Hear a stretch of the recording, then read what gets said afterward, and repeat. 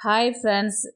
BP ஹவுஸில் வந்து பார்த்தீங்கன்னா லைவில் திவ்யா, விக்ரம், சபரி வந்து பேசின்னு இருக்கிறாங்க. என்ன கான்வர்சேஷன் போயின்னு இருக்குதுன்றது பார்த்தீங்கன்னா பாரு கம்ருதீன் விஷயத்தை பற்றி தான் பேச ஆரம்பிக்கிறாங்க. திவ்யா வந்து சொல்கிறாங்க, என்னதான் அவங்க மேலே நமக்கு பல தரப்பட்ட கருத்துக்கள் இருந்தாலும் அவசரப்பட்டிருக்க தேவையில்லை. உடனே சபரி என்ன சொல்கிறாருன்னா, பிக் பாஸ் வந்து அவங்க 2 பேரை சொல்லும் பொழுது வந்து பார்த்திங்கன்னா ரொம்ப கஷ்டமாகவே இருந்தது. உடனே திவ்யா என்ன சொல்கிறாங்கன்னா, பல தரப்பட்ட கருத்துக்கள் இருந்தாலும் நம்மளை கம்பேர் பண்ணும்போது நம்ம ஒன்றும் அந்த அளவுக்கு யோகியம் இல்லை அப்படின்ற மாதிரி திவ்யா சொல்கிறாங்க. உடனே என்ன சொன்னாங்கன்னா, அந்த இடத்துல வந்து கொஞ்சம் வார்த்தையை விடாமல் பேசியிருக்கலாமோன்றது எனக்கு தோணுது. உடனே சபரி என்ன சொல்கிறாருன்னா, நம்ம என்ன தான் தப்பு பண்ணியிருந்தாலும் அந்த தப்பை வந்து ரியலைஸ் பண்ணி நம்ம மாற்றிக்கணுன்றது அவர் சொல்கிறாரு.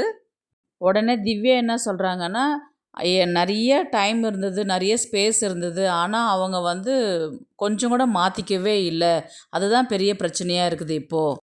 உடனே திவ்யா என்ன சொல்கிறாங்கன்னா, நானும் இந்த வீட்டில் நிறைய தப்பு பண்ணியிருக்கிறேன், நானும் என் தப்பை வந்து மாற்றிருந்துருக்கலாம், கரெக்ட் பண்ணியிருந்துருக்கலான்றது இப்போ தோணுது எனக்கு. அது எனக்கு வருத்தம்தான்றது திவ்யா சொல்கிறாங்க. உடனே பார்த்தீங்கன்னா, அவர் கமருதீன் வந்து சீரியலில் நடிக்கிறார் இல்லைங்களா, மகாநதி சீரியலில். அதில் குமரன் கேரக்டர் வந்து பார்த்திங்கன்னா எல்லா ஃபேமிலி ஆடியன்ஸ்க்குமே வந்து ரொம்ப பிடிச்ச கேரக்டரு. இது சபரி கூட நல்லாவே தெரியும் அப்படின்னு சொல்லிட்டு திவ்யா சொல்கிறாங்க. உடனே திவ்யா என்ன சொல்கிறாங்கன்னா, பாரும் கமரும் வெளியில் போயிட்டு நல்லா இருப்பாங்க இல்லையா அப்படின்ற மாதிரி கேட்டதுக்கு சபரி என்ன சொல்கிறாருன்னா, கண்டிப்பாகவே நல்லா இருப்பாங்க, இப்போ ரியலைஸ் பண்ணியிருப்பாங்க அந்த பிரச்சனையை அப்படின்ற மாதிரி வந்து சபரி வந்து திவ்யா கிட்ட சொல்கிறாங்க. இப்போ பார்த்தீங்கன்னா 3 பேருமே வந்து அவங்க 2 பேர் இருந்திருந்தா நல்லா இருந்திருக்கும் அப்படின்னு நினச்சி இப்போ ஃபீல் பண்ணுறாங்க. இதை பற்றி உங்களுடைய கருத்து என்னன்றது ப்ளீஸ் கமெண்ட் பண்ணுங்கள். தேங்க்ஸ் ஃபார் வாட்சிங்.